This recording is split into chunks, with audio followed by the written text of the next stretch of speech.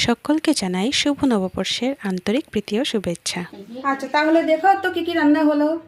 তেলের বড়াও করেছি, মাছ তেলের বড়া, এটা বোয়াল মাছ, আর এটা হচ্ছে পনির। পনির। আচ্ছা, পনির বাটার মশলা। বাটার মশলা। আচ্ছা, এখানে কিছু মাছ ভাজা আছে রাতের জন্য।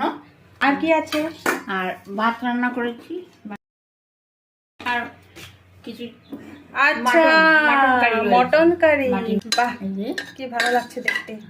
রসগোল্লা আছে, এখানে আছে বোয়াল মাছের কারি, মটন কারি, পাউস মাছের তেলের বড়া আর ভাত। এই হলো আমাদের আজকে রসগোল্লা রেসিপি। আগে যাকে দেখেছিলেন তিনি হলেন আমার মা আর ইনি হলেন আমার বোন।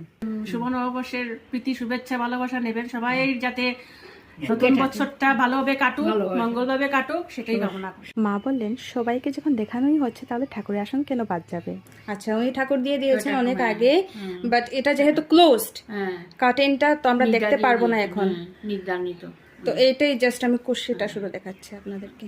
দেখুন, তো আজকের দিনটা বেশ ভালোই কাটলো। আপনারাও ভালো থাকবেন, সুস্থ থাকবেন, সেটাই কামনা। আসছে বছর আবার আজকের ব্লগটা তাহলে এখানেই শেষ করলাম।